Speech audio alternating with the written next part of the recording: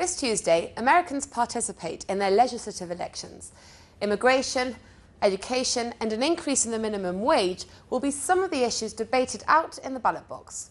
Welcome to The Real USA. This is Stephanie Kennedy. 2 years ago, a bipartisan group of US senators introduced a new bill that looked to address the situation lived by more than 11 million undocumented migrants in the United States. Nonetheless, this bill has yet to be approved by Congress. Our correspondent, Priscilla Huff, talked to some of the voters who confirmed that the immigration reform is what has motivated them to participate this 4th of November.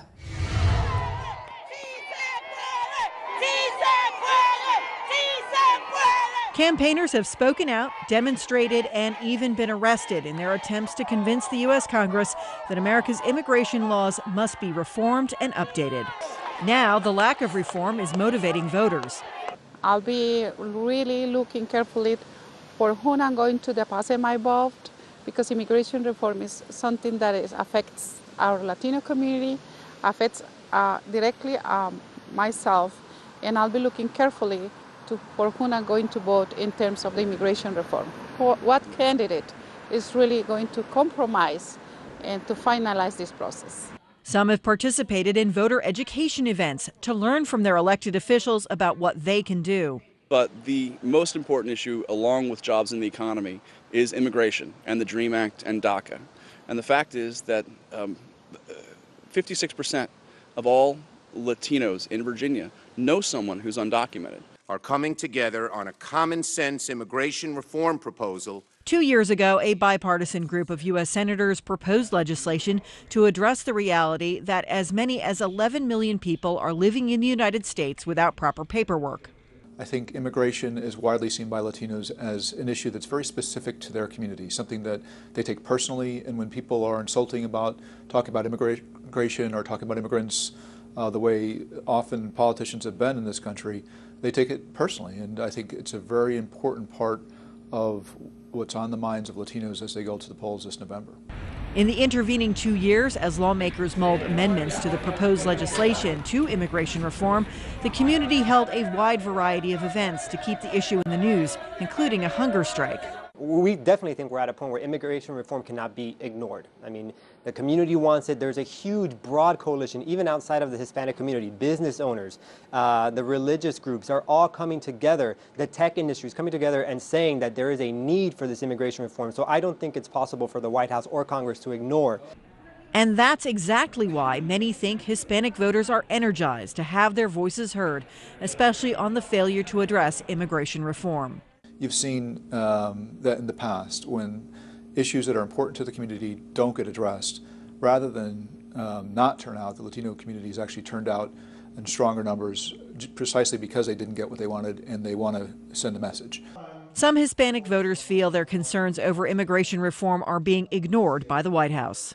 The president is the leader of the country. We expect him to give more emphasis on trying to create that coalition, that bipartisan support that's needed to get to the reform that the community needs, which is one that's actually based in law. Latino voters want to send a message this election season. They are frustrated that immigration reform has not passed. It's an issue they take personally, and they want candidates to know failure to address immigration reform could hurt them now and could hurt them in the upcoming 2016 national election, which includes the run for the White House. Priscilla Huff for Telesur, Washington.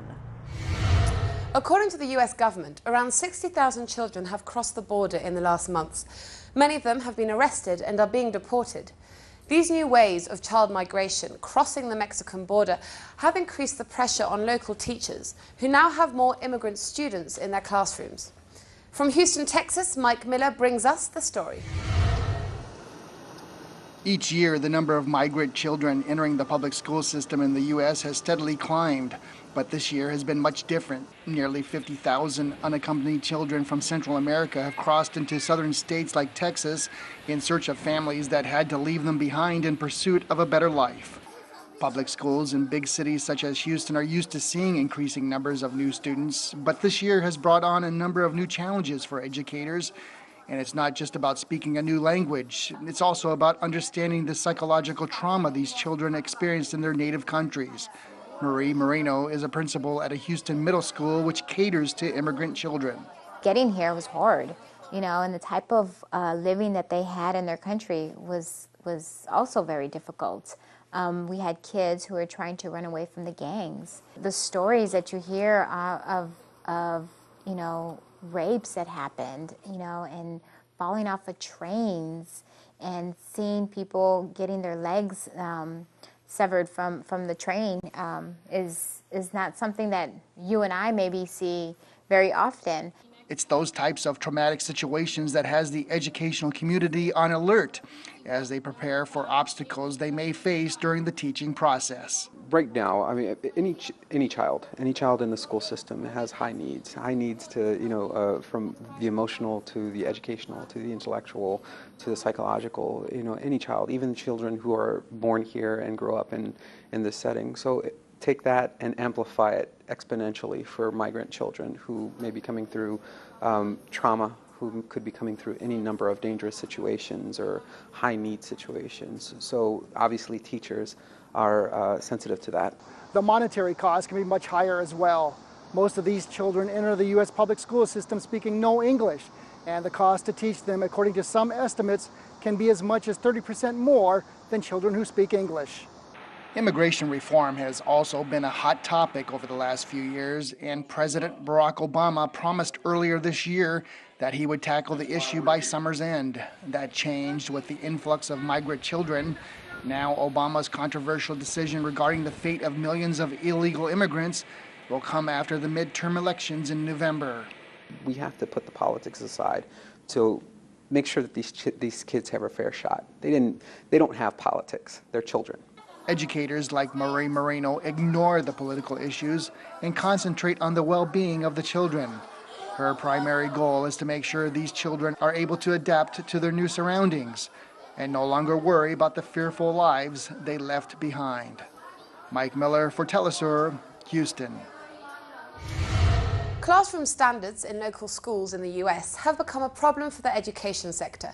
Whilst a policy named Common Core looked to unify the study plans in the classrooms, many teachers have criticised the initiative.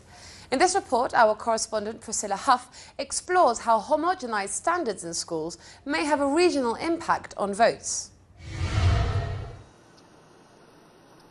The Common Core is a set of standards designed by elected officials and consultants and implemented by the federal U.S. Department of Education, intended to unify America's diverse schooling, so all students in each grade level are learning similar English, literature, and math skills.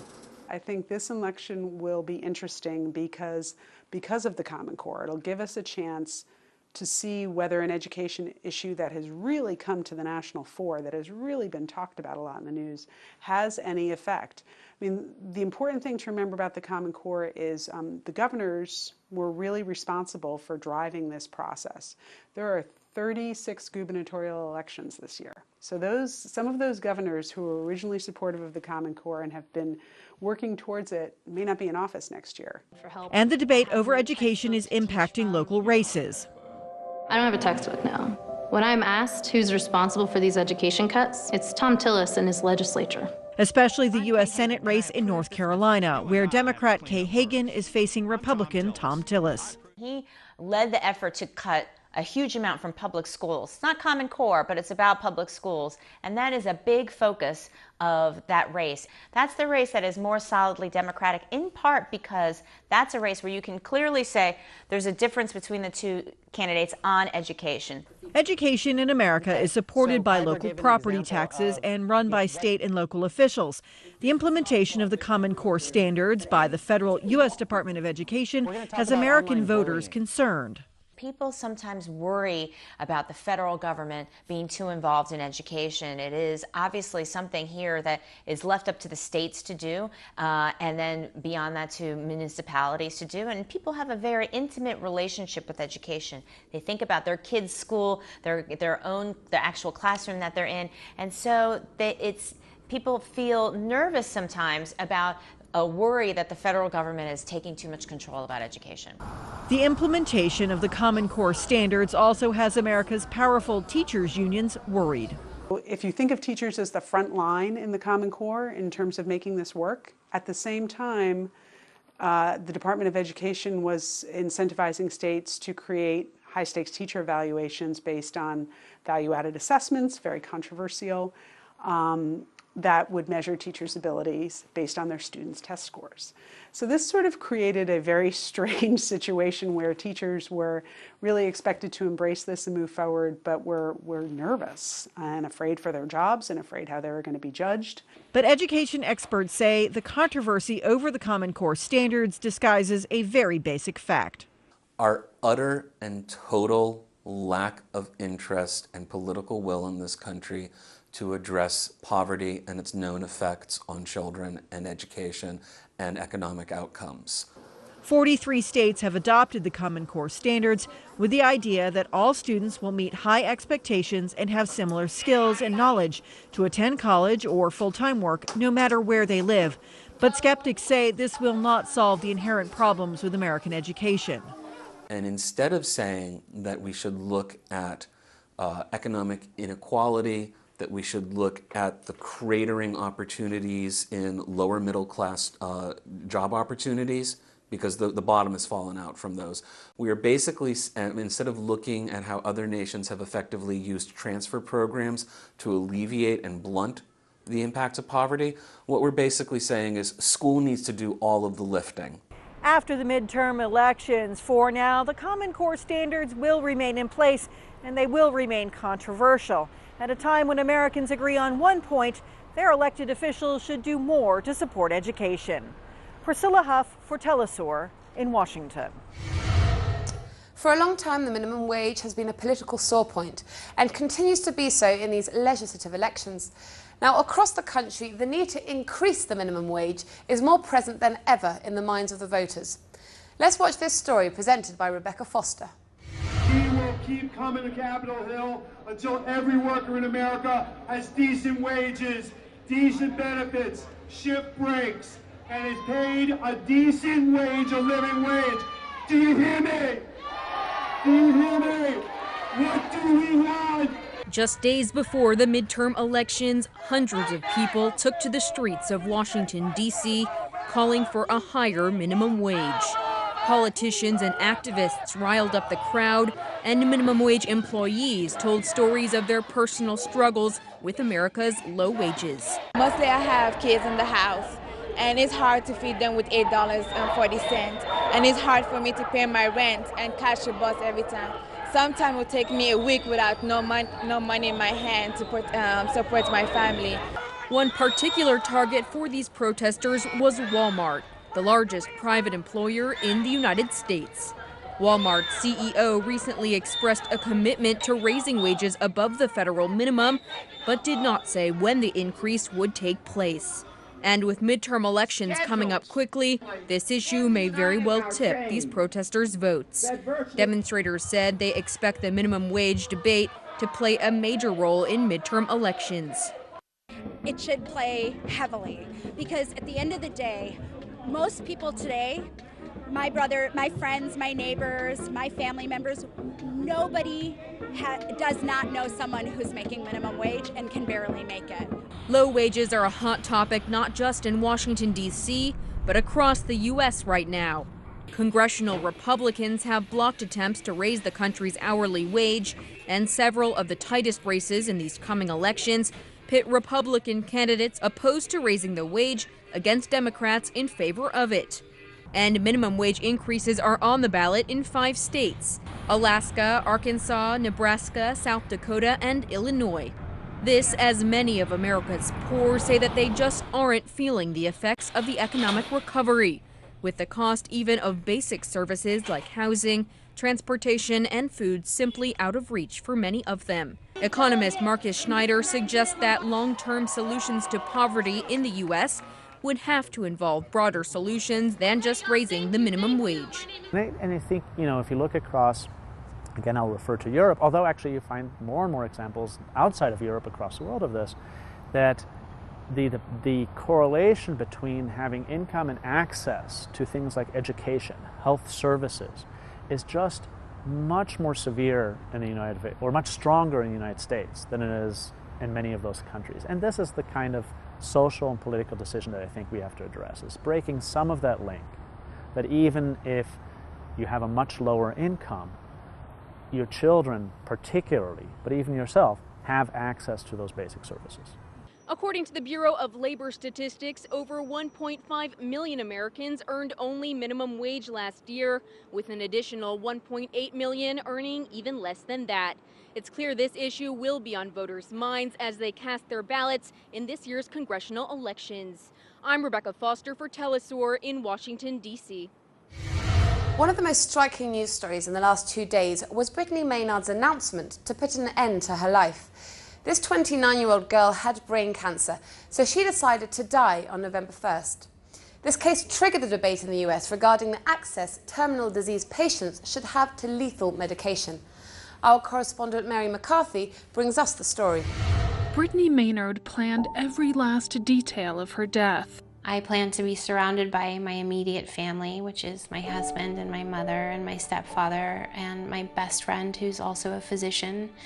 And probably not much more people. And I will die upstairs in my bedroom that I share with my husband, with my mother and my husband by my side, and pass peacefully with some music that I like in the background. Told that a tumor called a glioblastoma would kill her within 6 months, Brittany decided she didn't want to deal with the final stages of her disease.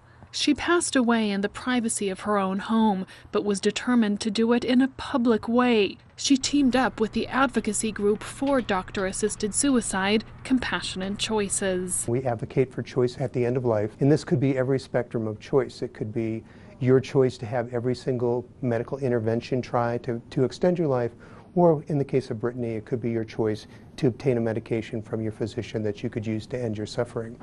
But Brittany's home state, California, doesn't allow physician-assisted suicide. So she moved to nearby Oregon, which in 1994 became the first U.S. state to enact a death with dignity law. I think what she's doing is really important because we need to make it clear that this is an issue for anybody facing choices at the end of their life and not just for much older people.